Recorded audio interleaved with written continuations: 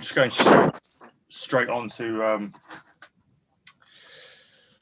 live again. So let me back it up.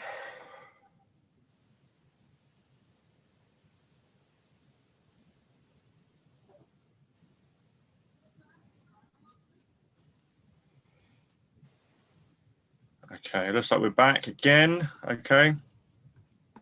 Right, apologies. For some reason, YouTube decided to just stop our stream. Some weird reasons. So we paused the movie, we checked it, so we had to shut that stream down and come back and do another one. So yeah, let us know. Hey, you know, we've got it. We're going to back it up to the part where what was said in the comments, where the Easter egg, the turtle van was the Easter egg. So we backed it up to that part where Danny's creeping on the roof just as they're fleeing April's apartment. So let me just get to that point because I've just rewound the part to the right back to where the foot start fighting. So let me just fast forward it a bit. There we go. I'm just taking to Neil to show where I am. Yeah, you just have to bear with me until I get back to that part. Back it up a bit. Overshot.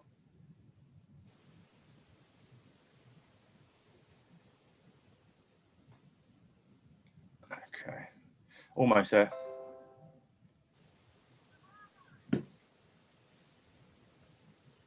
Okay, right. I'm right up to the bit where they're about to pull out with the turtle van. Yeah, that's where I am. Okay.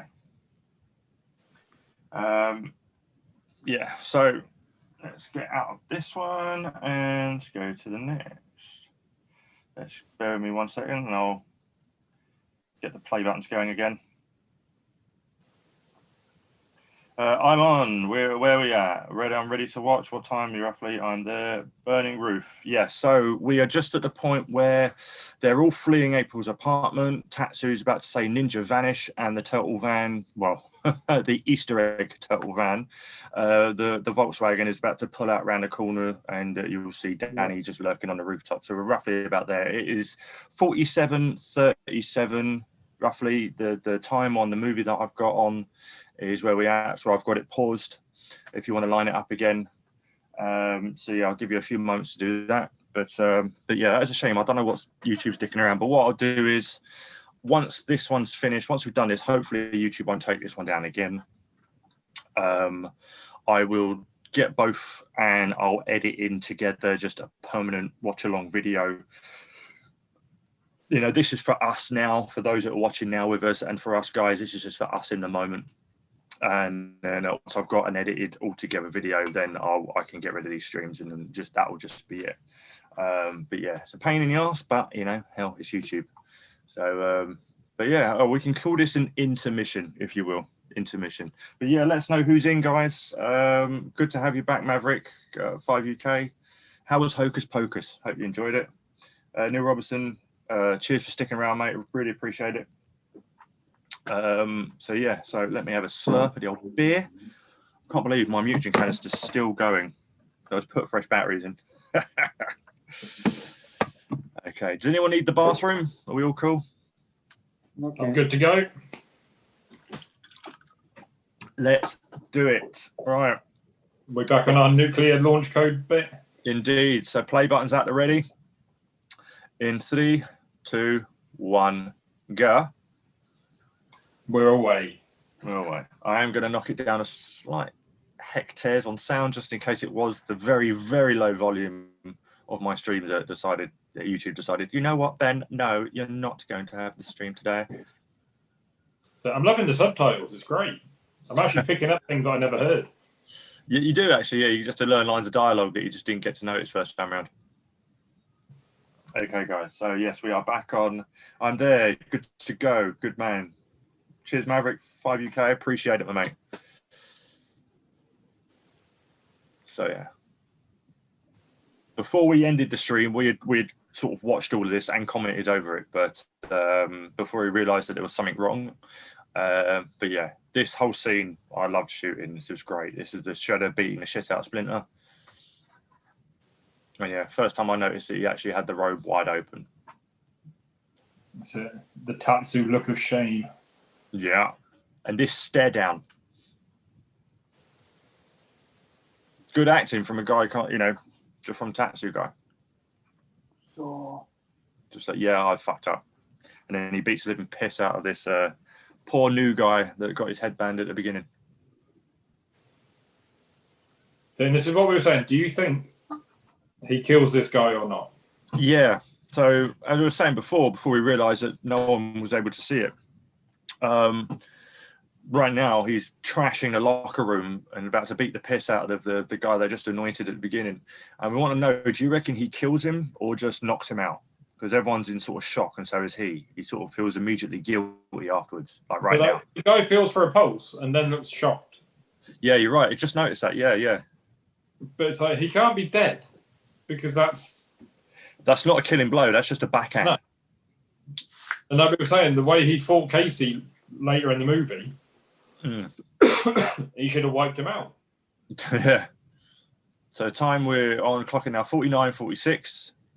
I think they've got 2 time clocks on for some reason. But yeah, here we go. Danny's just about to. He's starting to talk to Splinter.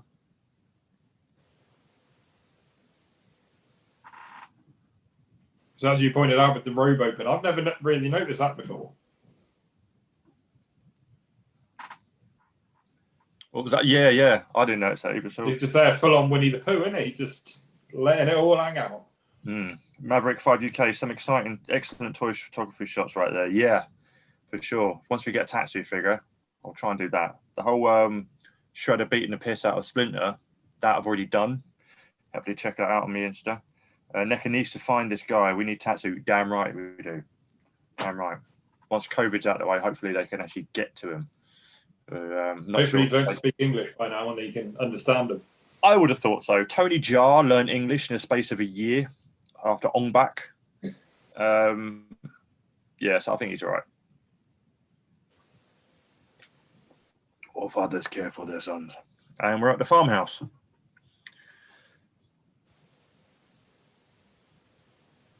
The grapes of wrath.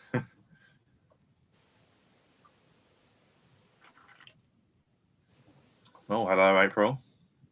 She is so early 90s, though, and she late 80s, early 90s. The frizzy, washed hair, yeah, where it's got that fucking...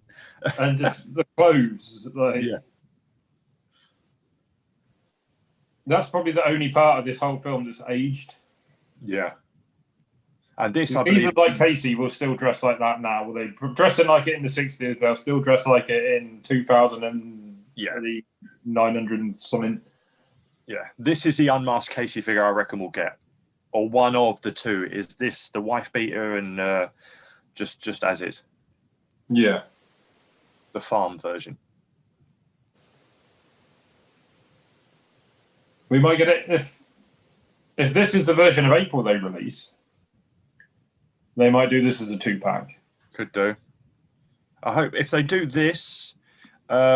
Maybe not with the shirt tied like here, but buttoned up, and then have the yellow jacket as a soft goods separate piece. That'll be great. Like the wrap trench coat. We're getting multiple Aprils. Oh yeah, for sure.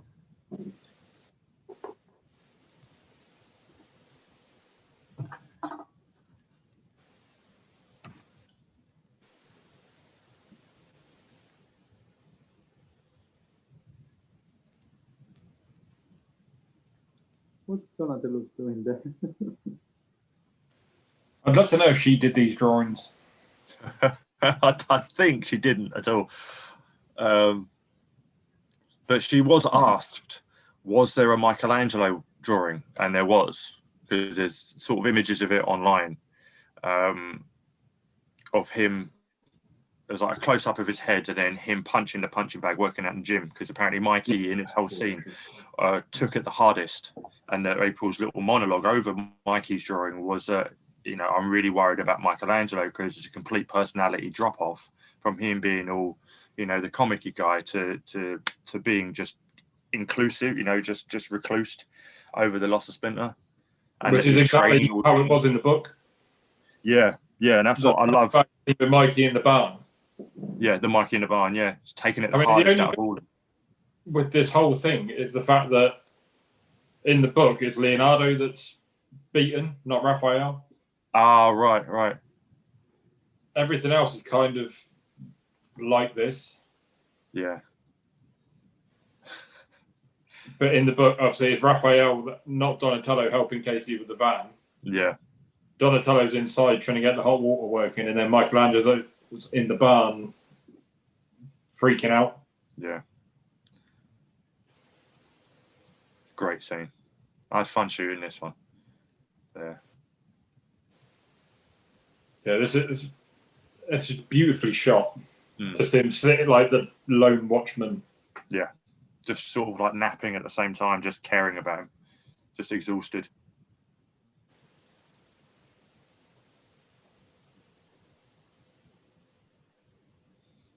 And just like undressed as well with no belt on, you know. Yeah. I'm glad, because I mean it was kind of annoying. They're sitting like April's dinner table with all their gear on, and it's like good we get to see, you know, this. They do undress for the, you know, just at the end of a work day or something, you know, just like, nah, I'm just belt's coming off. That always got me in the cartoon, like the sleeping scenes. They take the mask off, but everything else would stay. Like all the belts would be on, elbow pads are on, and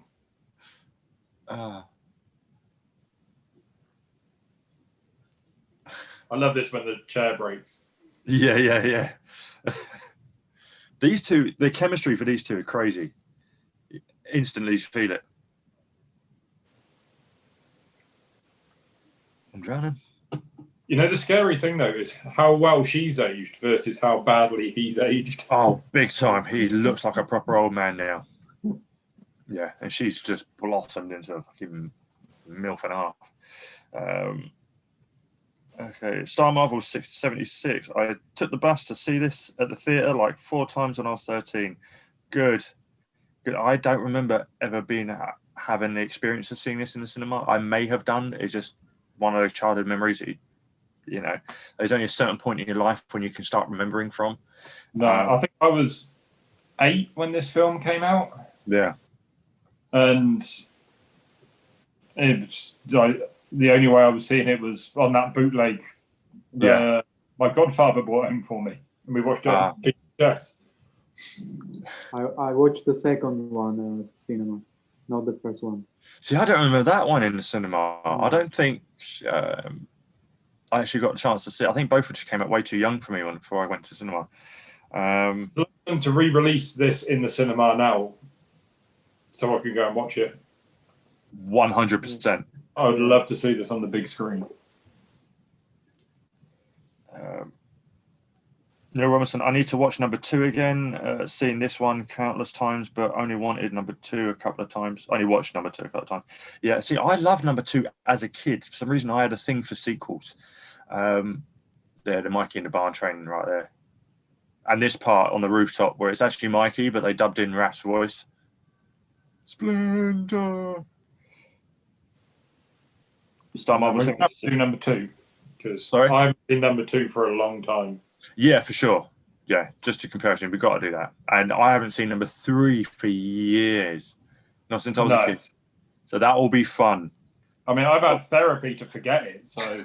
Yeah, I'm not looking forward to doing a watch party for number 3, but I am looking forward to us roasting the shit out of it. Yeah, that's going to be the fun one. Yeah. Star Marvel 67. I love that none of the promotional material showed the Turtles before the movie came out. Those were the good old days when we saw them for the first time at the movie. Agreed. Pre-internet, before you knew what was going on in the movie a year before with the whole, the problems on set and all the news fucking reports and shit. Yeah, but even that, you didn't get trailers 2 years before a film drops. No, not at all. Neil Robinson, VHS for me. I think it was a VHS for me as well. My hair looked like Vanilla Ice by the time I saw part 2 at the theatre. I think I had a mullet when part 2 came out. This I love when Casey's using one of Leonardo's swords to cut the carrots. But when they're training, Leonardo's got both swords. Oh, the turtle wax scene. Yeah.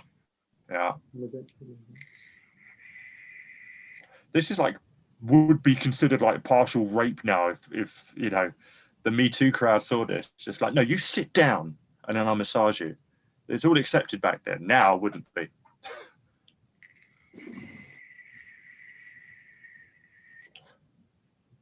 I gotta say, Leo, in this meditation scene, that looks like a rubber suit. Yeah.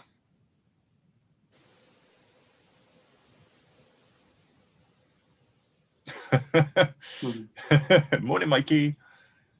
I've just read that we can, with all the mess up with the thing, we completely glossed over the hideous Donatello scene. Oh yeah, we did, yeah, with the mouth. You can see the actor's mouth in it.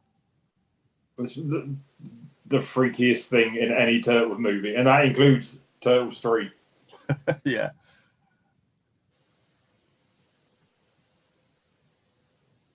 When we've done all 3 of these, we'll have to go back and talk about the different looks. Yeah. It's drastic, especially first and the second wasn't. I'm sure they only changed like the masks mainly. I think the it was first just places. and second. But when it came to the third movie, it was just all of them, because it was a different creature. Yeah, they didn't use Benson then. No. And you could tell when they were like talking, they were like bah, bah, bah, bah, bah, bah, bah, bah. And just you could see all the servos in the animatronics just like moving. Yeah. But they had so many like spots all over them. Yeah, liver spotted out for crazy. And like they've been in some S&M party and some movie producer been stubbing out cigars on them. It's just ridiculous. Oh, this was a great scene. Absolute bitch to shoot. My toy photography, not this, I have no idea. But yeah, great scene. I always found it a bit out of place though. They went a bit of a supernatural route in what seemed to be more or less a grounded movie. But then we're watching a movie of mutated turtles, so I just accepted it. Well, I'm assuming for the fact they've got their eyes shut, Splinter's just there for us. Yeah, I'd agree that it's just like sort of visioning it in their own heads. Maybe it was easier for kids to visualize, like be able to see it. Yeah. But the dialogue for Splinter is amazing. Oh yeah, proper like heart-wrenching stuff. Yeah.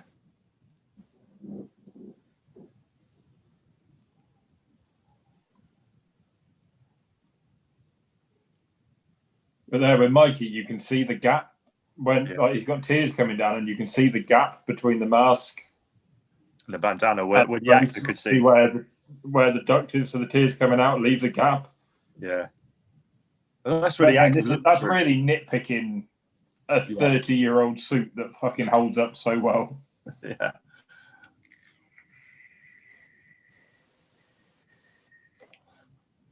I mean, 30 years later, the turtle suits look better than fucking Casey Jones does. Yeah.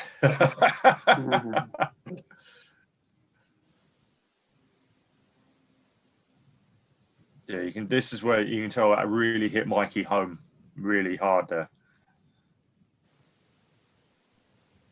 But Mikey's been like that all the way. Like even at the beginning, one of the very first scenes in the sewer, when Don is talking about Splinter dying, he just cuts him off. Over it. Like I'm not going there.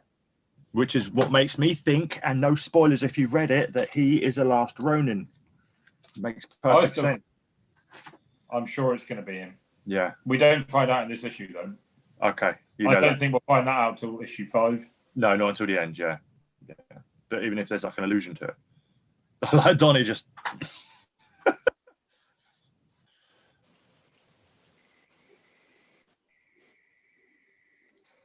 I had a very similar scene to this one right now in the rain in the second one. Where Mikey's like, well, now we're going to get on that plane. Maybe not tomorrow, maybe. And then they just drag him into the sewer. Here's Danny creeping again. Something wrong with this kid, like. Yeah, for sure.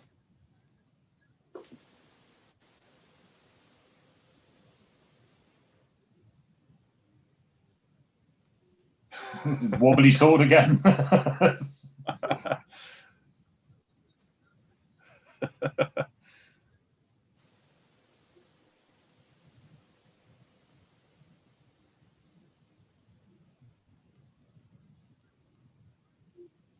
Pietro, what's your favourite scene out of this whole movie if you had to pick one? Oh, that's hard. Mm. Oh, I don't know. I'll round I it don't off know. like top 2 or 3 scenes. And question for you in the chat as well, for those who are watching along. Put in the chat, what's your favourite scene? Let me think about it. Mm.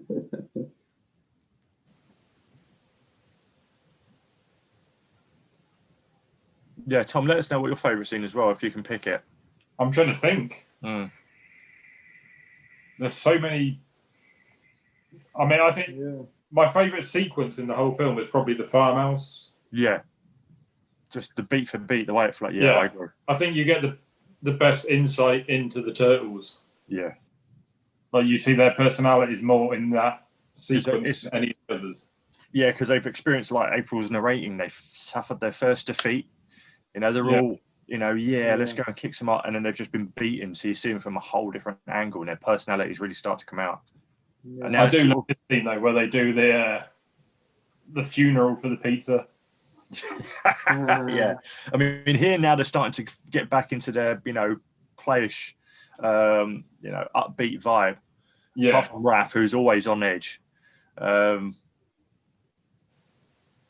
Yeah. But I mean, looks wise, for what I'd want to shoot, I'm not sure. But the farmhouse is definitely my favourite portion of the movie. Yeah, yeah. Yeah, that's great. It's a funeral, pizza funeral right now. Mm-hmm.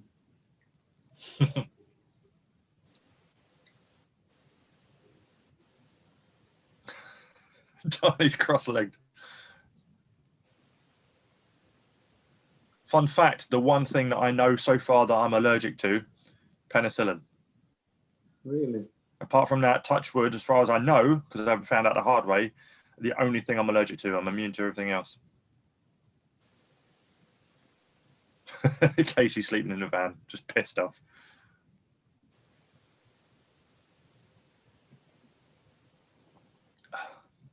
That's what it feels like when I try and drive a car. Just cramped.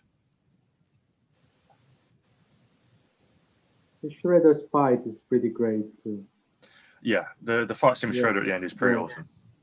Yeah, that's got some great scenes in it. Yeah, the defeat, just the whole foot soldier battle with the music kicking in and then leading to Shredder's entrance, and then they're one on one. Yeah, the Shredder entrance is great from the just the jump. Or, yeah, just the slow mo and the camera just then picking back up again. Great.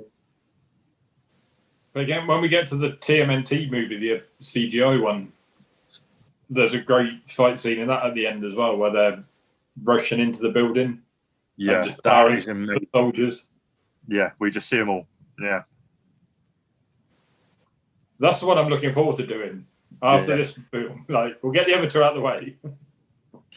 Yeah, when we do the 2007 CGI TMNT, that will be great. I love that. Love that movie.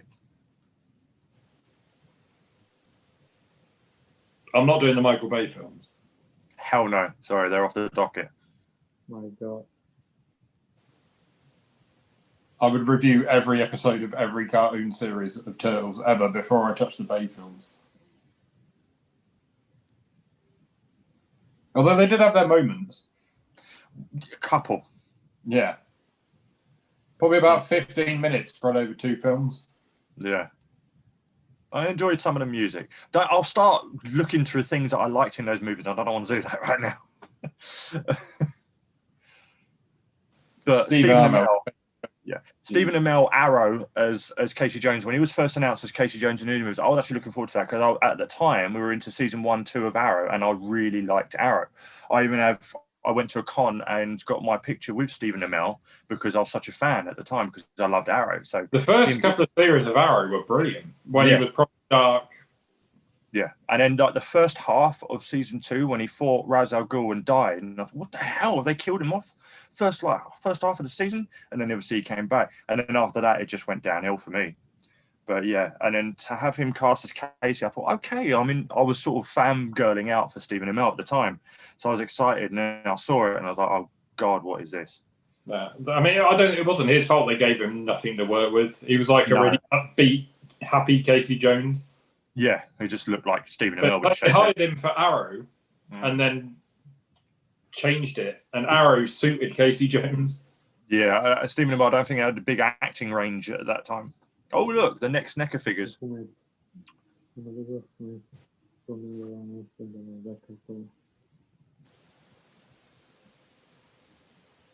They should have stick with the Hamato Yoshi mutated to Splinter. This rat thing is ridiculous.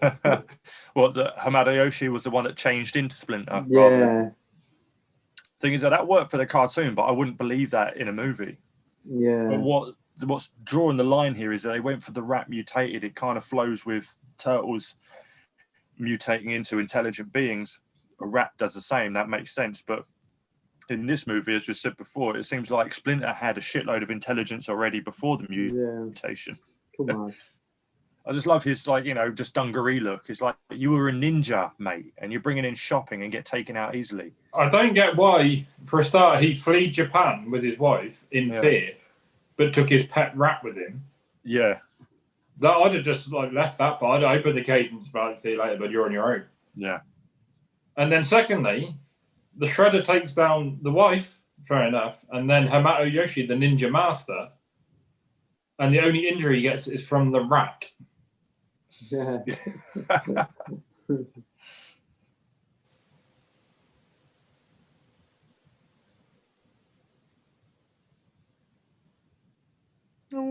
Shredder symbol. Oh, Shredder's pissed off. So it's quite funny how in the cartoon they changed the comic with the Splinter mutator, right? But in the movie they didn't think about it.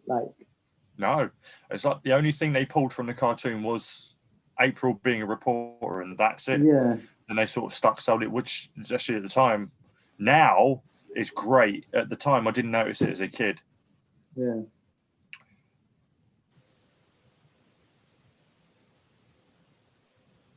Oh yeah, Shredder's pissed. Let's have a look at some chat. There's a magician here. I've never seen 3, and I'm thinking it's a good thing. Yeah, Maverick 5 UK. You spared yourself, but I would also suggest watching it just so you can relate to us knowing how bad it is, if that makes sense. Until we do the thing. Watch it with us. Watch it with us for the first time. Rinse it all the way through. It does have some good moments. Yeah. Or watch it beforehand and then join us in its roasting. Your choice, by the way. But I'd suggest watching it so at least you can say, I've seen it. First movie I ever saw Elias Cortez in. He did an awesome job as Casey. This is the first and the last movie I've seen Elias Cortez in. I mean, I know he's been in other stuff. I just don't know what. I'm trying to remember what else he's been in. I've seen him in quite a few things. I know he was in one of the cop shows, not CSI, but one of those Chicago cop shows. He was in that for a long time. This, I think, will be the second Casey figure I got. Now, see, if I think this is another Mandela effect. I always thought that Casey had his hair in a ponytail when he took off the mask, when he was dressed as a foot soldier, and he's not. It's just very weird. Okay, yeah, so saw a great action figure shot of this scene from someone. Lou Robertson, sorry, mate, I've only just got to your chat. Let me know again what scene it was that you saw a great action figure shot of. I think that was when we were talking about the fire. The campfire. That's probably yours. Oh, I mean, I was late to the party on that one. A load of people had done it, so but I'd like to think it's mine. But no, there's been some great versions of that. You'll have all seen it. Okay, it's a great scene, but now it just reminds me of the Loot Crate Splinter I don't own. Maverick 5 UK. Sorry, just getting to your chat now, but I know that they shouldn't have. It's a bitch. That's kind of one that borderlines. Yeah, I should have got it. Coming up with a big fight in the foot. The apple is actually yellow. No, I know. I painted it red just because I like red apples. Yeah. It's my own Easter egg. Maybe that's the word that's killing the streams. I kind of like here that this scene you're getting an April progression through the film. Yeah. Like at the start, she just got her ass kicked by like 3 street losers. Yeah. Then in the middle, she tries to fight back in the subway, and she kind of does a bit of a job and then gets knocked out. And then by the end, she's like knocking out ninjas. Yeah, for sure. This whole sequence is great. I love this Donnie shot of him flipping around, this one pan, Yeah. and just leads into him kicking the shit out of people. Great. I love this whole sequence. I gotta say, I think between 1 and 2, they must have changed cinematographer. Because it's such a drastically different look. Yeah, for sure. Okay. Casey and Tatsu. Quickly going through some chats. Yeah, I don't watch 3 from Star Marvel 76. I've never seen looked at another guy before. Yeah, I know. Casey being a bit of aloof in the sewer was great. The brawl in the store. Star Marvel 76, but everything in the farmhouse, yes, was the best part. Maverick 5 UK, my favourite scene is Raph versus Casey. Great dialogue. Neil Robinson Splinter fighting Shredder at the end is up there for me. Star Marvel, yes, Raph and Casey too. This movie was great. Raph meeting Casey in this park too. Couldn't bring myself to watch Bay's versions. Don't blame you. He produced them though, right? Didn't direct. Yes, right. He produced, didn't direct. The Turtle series before this atrocious one that's out did a great job. Love that. I'm from Chicago, and Elias in Chicago PD. Fair play. Chicago PD. Chicago PD, that's the one. That's the one. He was briefly in Shutter Island. Oh, and The Thin Red Line and Zodiac. Nice little credits to Elias there. Fair play. I'm sure he was in a film about angels at one point. Wasn't City of Angels with Nicolas Cage, was it? I don't know. I'm going to have to Google it in a minute. Donnie on the skateboard. Love that. Yeah. Show off. Boof. I'll have to shoot that scene for sure. Come on, Sam Rockwell. Get some, boy.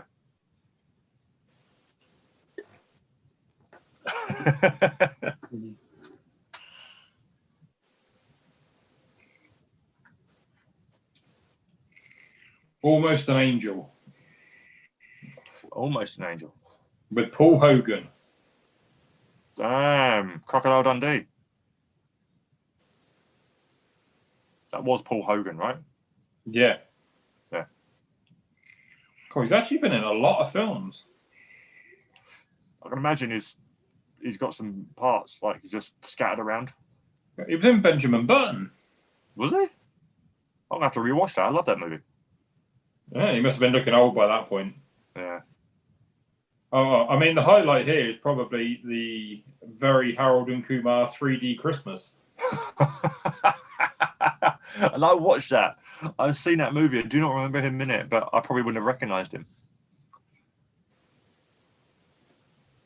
When they're carrying out Splinter, and the music kicking in as a foot are coming out of the sewer. Great.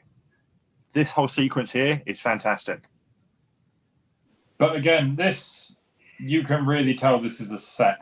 Mm-hmm. And that's a painted backdrop. They're on the street at this point. They haven't gone up to the roof from where I'm at anyway. I'm sure my one must have some bits cut out. Yeah, right now I'm at the bit where Donnie and Mikey are back to back. Yeah, because mine's running a lot faster than yours. I'm going to pause it for a second till you're on the roof. Cool. Right now they're climbing up the stairs and Raph's beating them up on the stairwell. With Kevin Eastman, but they cut it. This is the part where Mikey ducks his head down. I love being a turtle. Yeah, I'm way ahead. I'm at the bit where they're rolling, like doing the double roll. Oh, yeah. I'll let you know where I'm at that bit. They're fighting on the roof now. I'll let you know when they do the double roll. That whole roll, the roly-poly, was Raph ending with a triple kick. I love that so much. But yeah, that's a... Unfortunately, I've paused that in a bit where it looks like he's got a camel toe. Yeah.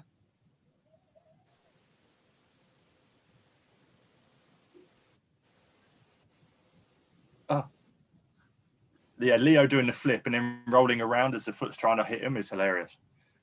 Yeah, we're coming up to the roly-poly right now. And he's just executed the triple kick. And then the spinning kick at the end is just so good. Yeah. But yeah, considering the sets in this film are really good. Oh, the shredder coming in is just great. Yeah. You can tell this is a set. Yeah. Like nothing's changing in that background. There's no flickering lights. There's just nothing. No, not at all.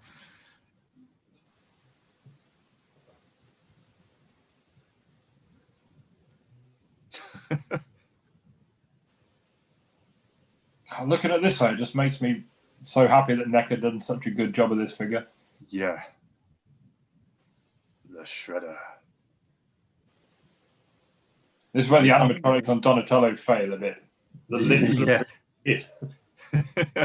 Raph straight in like the badass he is and gets beaten. You know, the one thing I didn't get out of this whole scene, they all leap in at once and get their ass kicked.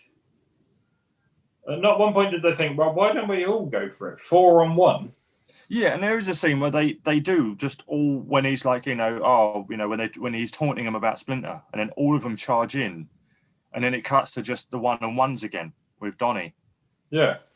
Which is my favourite out of the 1-on-1s because and the Leo one because he actually gets a hit in. But this is a good scene where they're all like just catching their breath and Shredder's just there like. Mm-hmm. I just wonder what Shredder's doing there. What he's doing? Waiting for them? All of them are taking a break. They're just a huddle. Just a half-time huddle. Yeah. So like you said, they all rush. And then it's back to 1-on-1. Yeah. This 1-on-1 with Donnie and Shredder is amazing. I love it. Just the sweep. But it's like they must be waiting in line. Yeah. Like, oh, I'm next.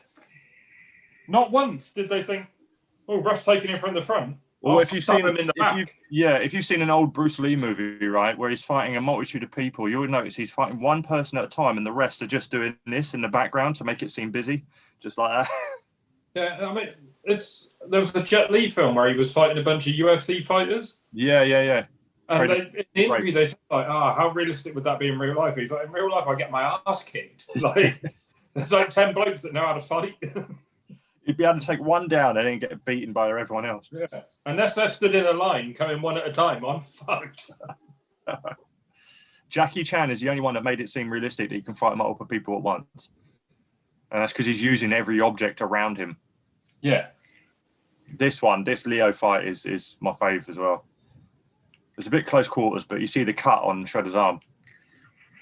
Yeah, that's a good little bit there.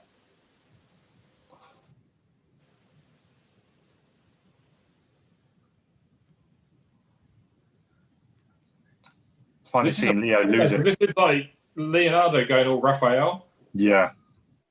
Like, out of anyone doing this, I would have expected it to be Raph, not Leo. That's why I like it, because it shows Leo is a bit unhinged as well.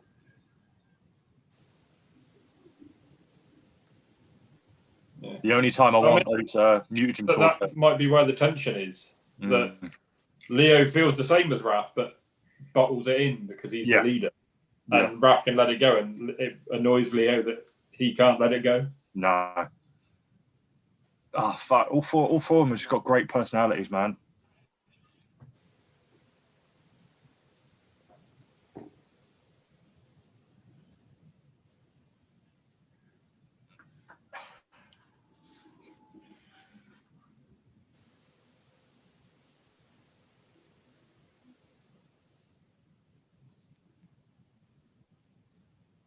He really puts a lot of venom into that Hamato Yoshi. Yeah. I still don't know how long it took Splinter to get up those fucking flight of stairs. Just, shit. He probably tried it before the fight started. Yeah. Hold on, shit. They're probably going up on this roof. Any other roof in this film would have ended very differently. Mm.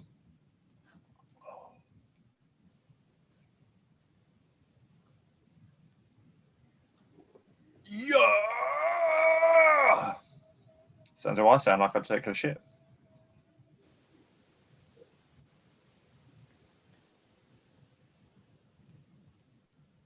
Where is it?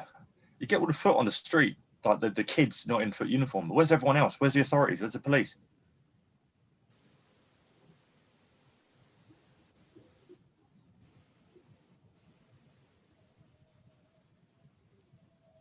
The helmet getting crushed. Bang, yeah. Classic. Getting that in the accessory pack. Oops. Yeah, I might have to try and build like a dumpster rear just for that. Yeah. One thing I will do is them all hugging Splinter on the rooftop. I'm going to try and shoot that one. Kids. There's the police. And the only news team in New York has rocked up. The Peter Laird and Kevin Eastman shout-out's about to happen with Sam Rockwell. Oh, yeah, what was it, Lairdman Island? Yeah, the East Warehouse on Lairdman Island. Yeah. You get your answers there.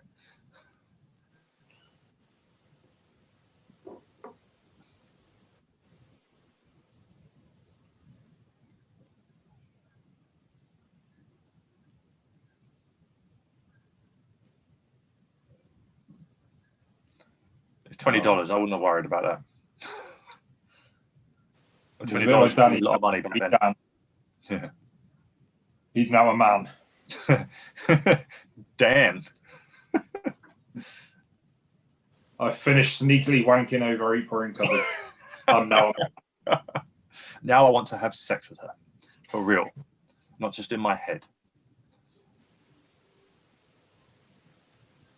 Dang. Charles is like, not before me. Yeah. Here we go. Eastman and Laird, shout out. Oh, no. Not yet.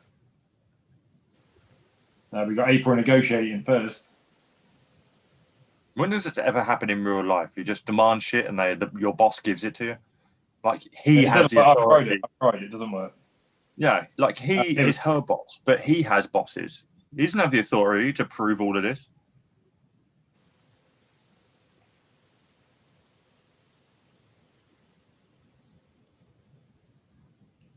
That's such a nice little touch that I didn't get for years. Mm.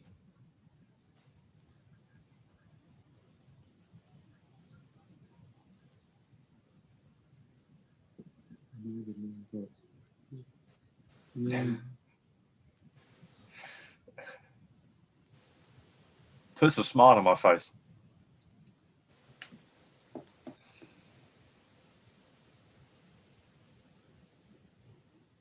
I love Casey's exaggeration here. It just looked like I went 3 rounds with Mike Tyson. Like he can't say Mike Tyson a sissy. You're so needy, man.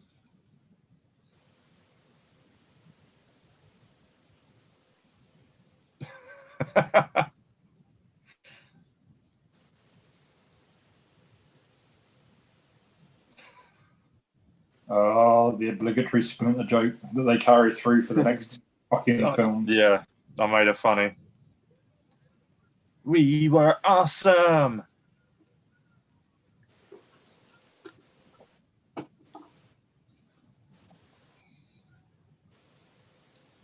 Cowabunga shot is one I'm going to have to get. Now that I've got enough hands that do that, I can do the cowabunga shot. Just need those heads for a bit more exaggeration.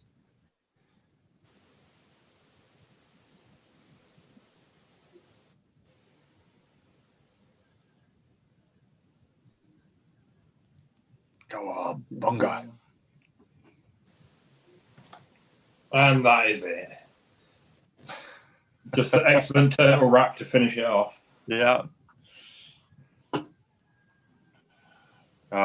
Partners in crime, man. So I say I love the New Jack swing hip hop beats. You know, just it's like Bobby Brown in Ghostbusters 2. I love it. Let's clear up some chats here. He was in Fallen with Denzel Washington, Star Marvel 76, Elias. Prophecy. Not sure of that one, Neil.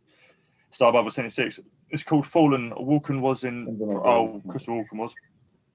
Was he in Look Who's Talking? Oh, that was John Travolta. Should have read on. Maverick 5 UK, when I watched Shredder fight scene as a kid, that part where he hangs onto the nunchucks was cut, so looking as though he just charged off the side of the building and killed himself. Can you imagine if that scene was cut and Shredder just literally just runs a Splinter, Splinter just does this, he just falls off the edge of the building. My first watch party, Neil Robinson loved it. Thank you, I appreciate that, mate. And sorry for obviously the split in the middle. We didn't anticipate that, but I'm glad you stuck around for the second part as well. And thanks for hanging out with us on Halloween. It really means a lot, man. I appreciate it. No, that is a wrap. So yeah, great movie. I'd love seeing it again. And yeah, Pietro, I'll probably have this on again tomorrow at some point, just for the hell of it. Mm-hmm.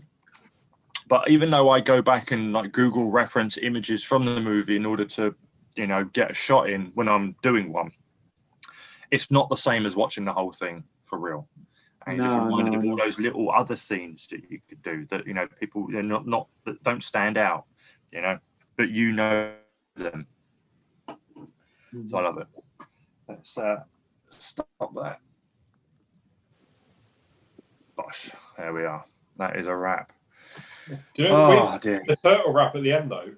Mm-hmm. Shouts out Raphael as being the leader. Yes. I always noticed that as a kid as well. I don't know why. I think someone brought it up. I don't know if it was in April's. No, it wasn't in April's. Because they had the lead singer of Partners in Crime on that turtle reunion. On that reunion party. I don't know if they brought it up there or not.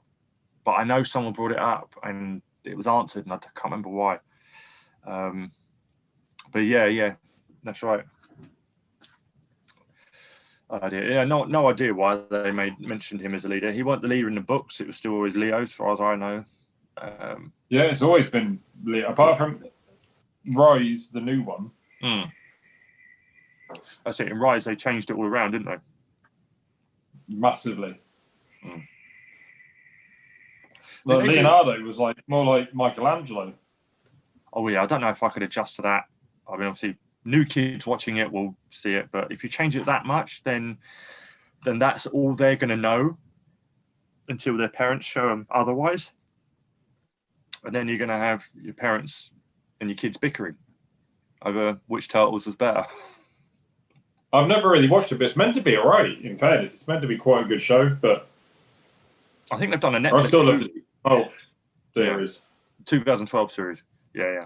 I still need to watch that mostly. I saw a few bits and pieces here and there. The cartoon series itself never really sort of gave it much thought past the 2007 animation of that movie. But other than that, yeah. So, but yeah, just you can't. This is how you do a Turtles movie, right there. That is it. So yeah, Michael Bay, sod off. They need to look back at this. I know the next movie is all CGI, isn't it? But the Seth Rogen one, yeah, but I think that's all animated. I think it's an actual animated movie.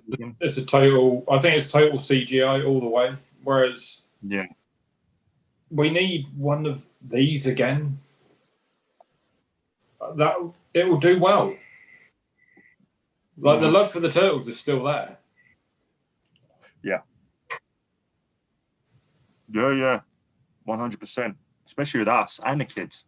That's what I mean. It's one of those generational franchises. Keeps going and going. And I love the Turtles. I've got a 9-year-old boy who loves the Turtles. Like, it's everyone. Yeah, Joe, same as well. Because we've carried on with them. Like, we all watched them when we were kids. And it just carries on. Mm-hmm. Yeah. So there's a massive generation, like a whole multiple generations that would go and watch a good Turtles movie. Yeah. But they can't fucking make 1990. No. Pietro, you're the same, innit? You're our age, and you I think you love Turtles more than your boy does. Yeah. Same. Yeah. And even though I'm kidless. Yeah. No. My godson loves it, and his sister loves it as well. And my best friend, who's the parent of my godson. Same as me. Just total nut. And we pass that love on to our kids. They love it, and the cycle continues. I bet your dad would enjoy it. You know, it's like it doesn't have an age range to it, but they seem to constantly think that they have to market the films to kids. Mm-hmm. And this one wasn't. And it amazes me that this one wasn't. Because this was this came out in 1990. Because the cartoon was it 87? The cartoon. Yeah, I think so. 88, which was around the time you had the toys, which was a massive, like, just total crazy time. Yeah. And yet they had the balls to not make the movie for kids. Yeah, this is it. Now, that's all they're marketing to. Back then, when it was super hot, because it was fresh out the oven, they market the movie for adults. Hilarious strategy. Yeah. Because I remember I was literally a couple of weeks ago, I was watching The Toys That Made Us. Episode. Love that episode. Love it. And was it Mark Friedman? Yeah, the marketing guy. The licensing guy. Yeah. And when they first showed the movie to Playmates Toys, the president of Playmates was like, well, yeah, fuck that one, didn't you? Yeah. Yeah, they're expecting it to be a flop. They thought they screwed up, yeah. It's just, it shows you can have multiple versions of something for different generations and it will all be successful. Yeah. Because at this point you had a massively successful cartoon, a massively successful toy line for kids, not adult collectibles at that point, it was kids. And then a massively successful PG movie, which is more for older kids and adults. Yeah, this all is what at the same time. Yeah, and this is what cracks me up about this movie in particular, which I only found out recently, is that apparently this Ninja Turtles 1990 was the most successful independent movie and highest grossing independent movie up until the Blair Witch Project. First one. How many, even though it's years ago, how many of you can still remember the marketing for that movie when that movie first came out, like it was yesterday? Because it was so big, the format. And that just shows you how much this film crushed it up until now. That blew my mind when I didn't know that until recently. That's staggeringly good. But yeah, it's unreal how this movie holds up. And it will do. $13 million. They filmed this whole film for $13 million. Is it like nowadays, if you wanted to have a modest A-list star in your film, it would cost you $13 million. That's less than Robert Downey Jr.'s own paycheck for a Marvel movie. But I mean, 1989, the year before this, Jack Nicholson got paid $8 million to play the Joker. Fucking hell! And he took a pay cut for that movie. Jesus. He took the pay cut on the proviso that he'd get the back end. Yeah. And I mean that worked well because I think he earned about $50 million from it in the end. But that just shows he got paid $8 million from taking a pay cut, and this whole film cost $13 a year later. That's nuts, man. So I know they struggled getting a studio to back them, to help them finance it. Well, they didn't have distribution for it until halfway through filming. No.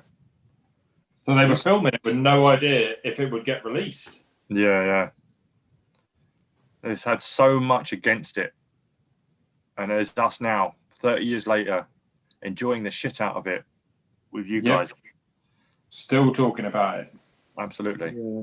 In the anniversary, man. It just shows you what can be done with a small budget. You know, when you most of your budget goes on what needs to be the most expensive part of it. In this case, the suits, and the what you have left forces you to get creative and to try and make the best movie possible. This is when filmmakers actually had love for filmmaking.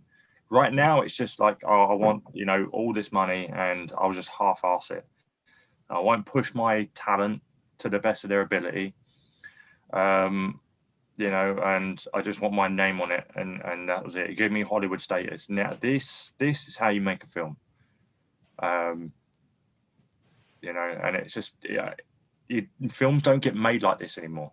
No films are getting made like this anymore now because of COVID. But you know, just them going all out, and especially like you say, we're halfway through filming, still not knowing if it would actually get released or not, and they're still put this much love into making it what it is. This is why I do have hope for the new one, the Seth Rogen one, just because he's a massive comic book fan.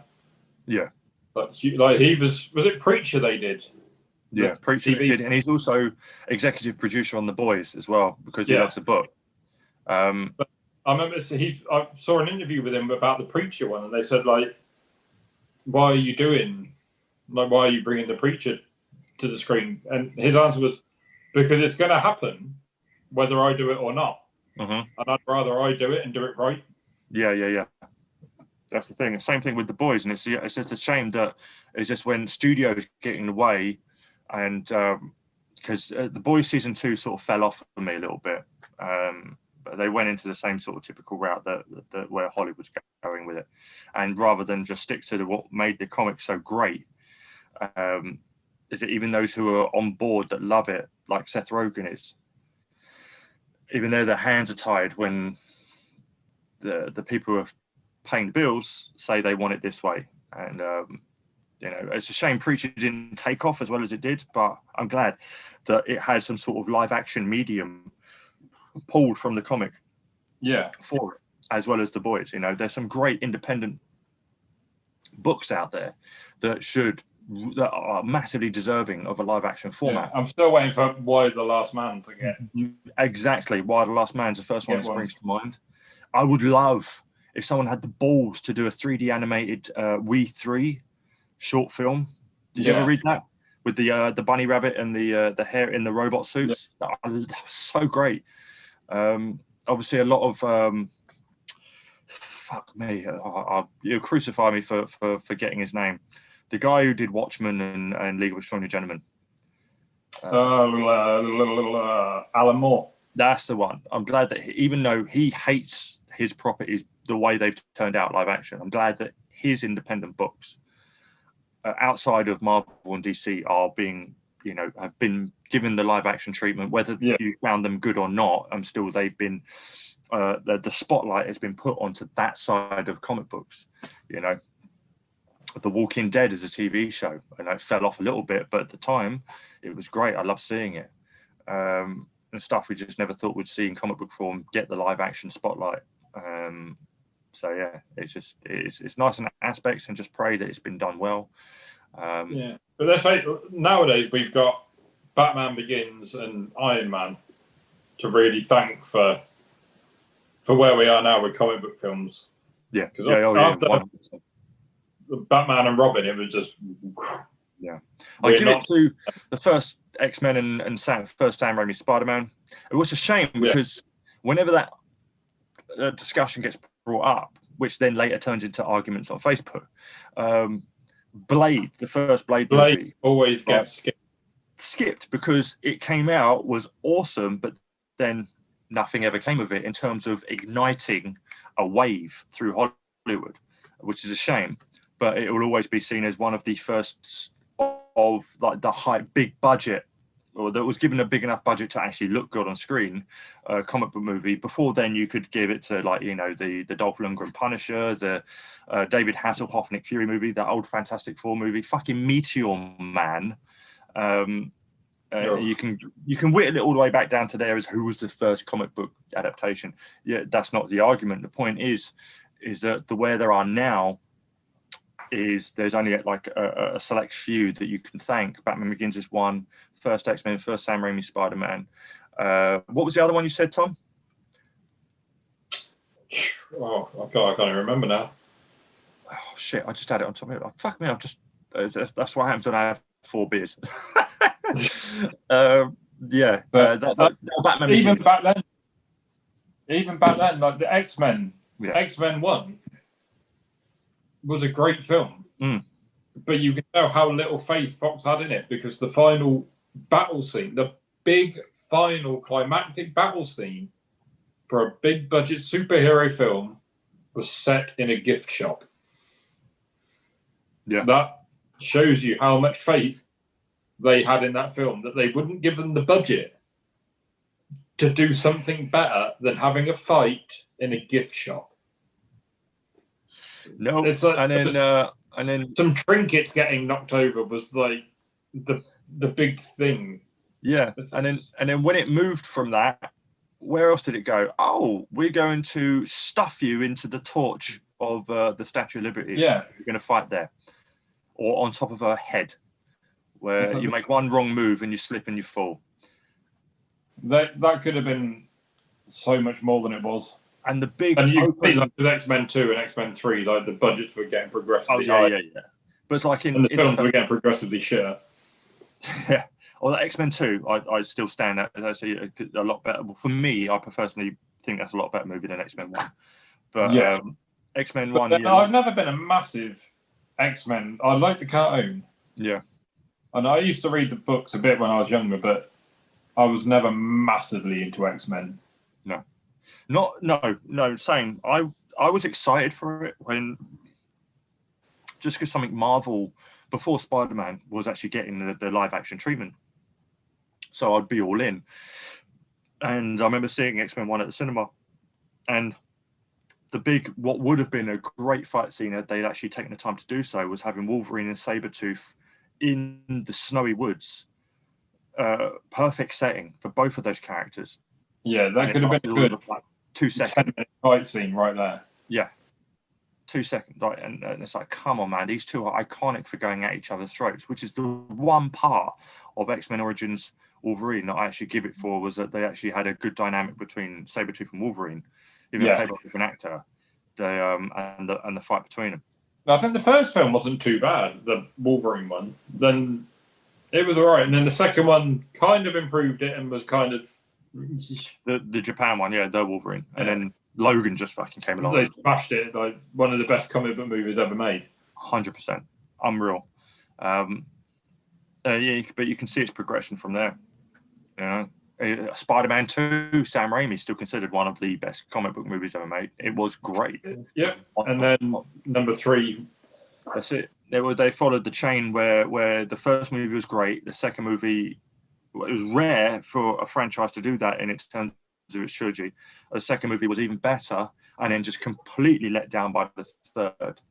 You know, even if the third had been good but not as good as the second, I would have been happy.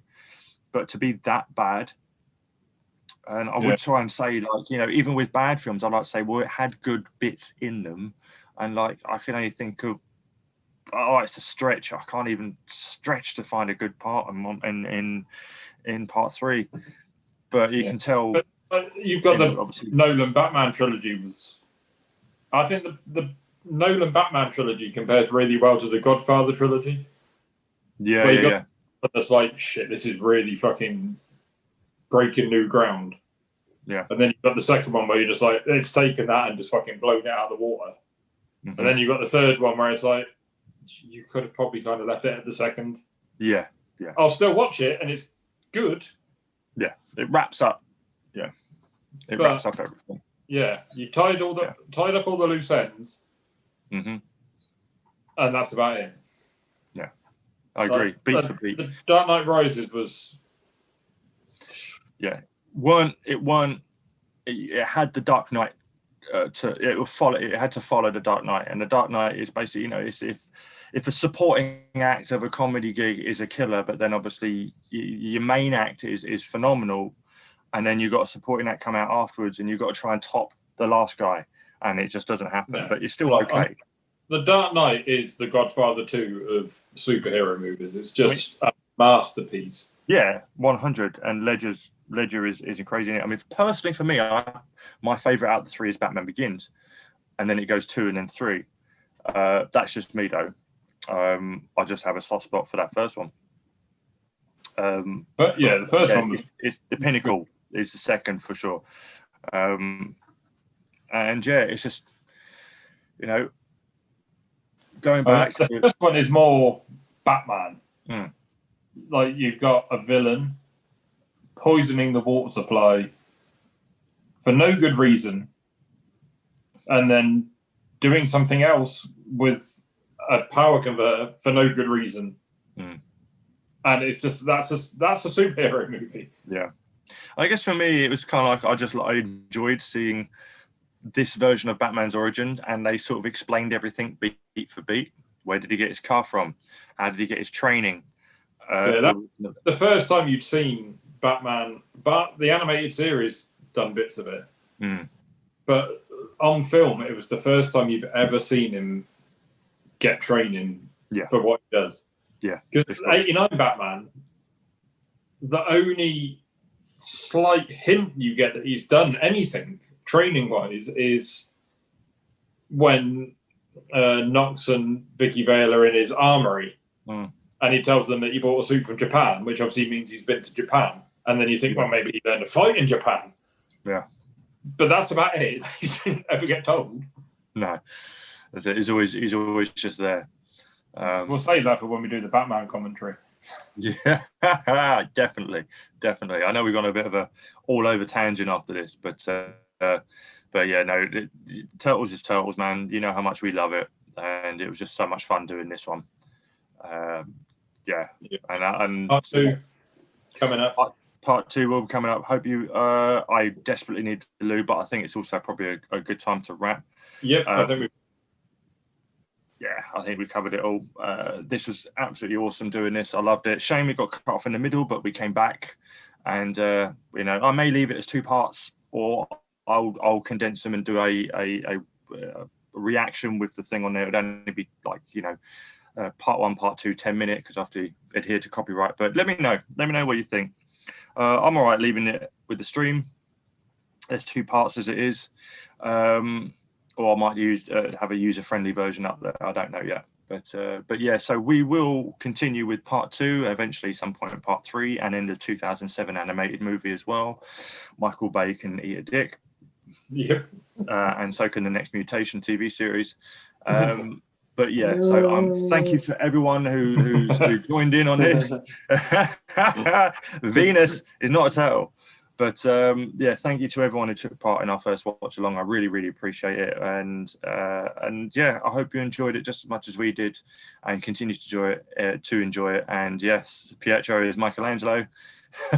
I can't tell whether you're picking your nose because it's green. I have a nose now. I have a nose now. That's really creepy. I thought it was one of those apps, the augmented faces like you get on Snapchat or some shit. But yeah, it's the fact that the forehead finishes perfectly on your hairline. It's just kind of really creepy. Oh, don't. If you undo your man bun and flop it over the mask, that will just freak me out. Oh, don't. Oh, emo Michelangelo right there. I think it's like Spider-Man 3 all over.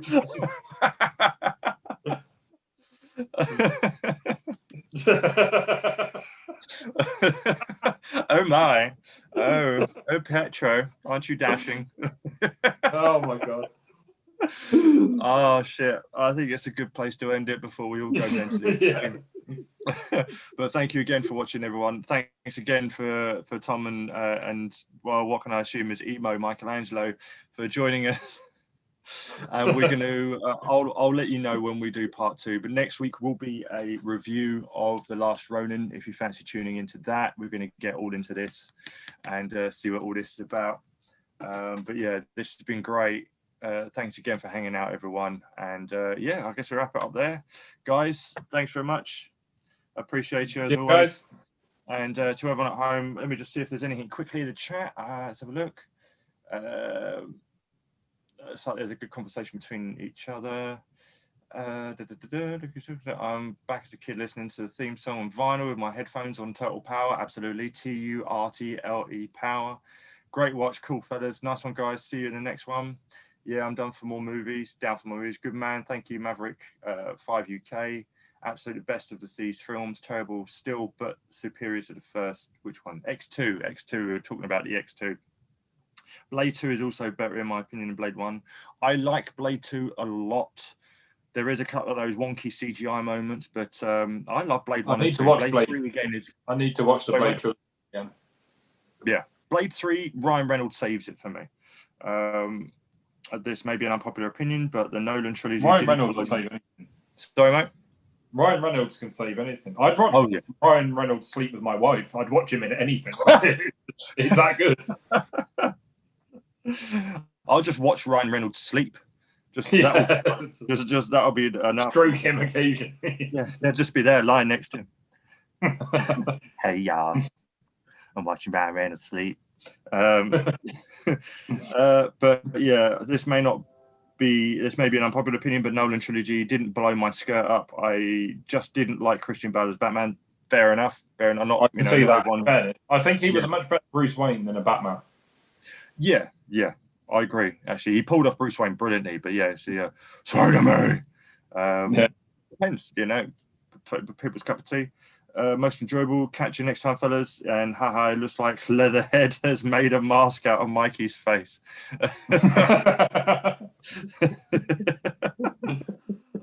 Brilliant. Well, I appreciate every single one of you who participated in the chat. Thank you, those who are still watching, but we're going to wrap it up here. And again, thanks a lot, guys. Appreciate you. And until the next one, we'll take care and have a good Bye, guys. Happy Halloween as well.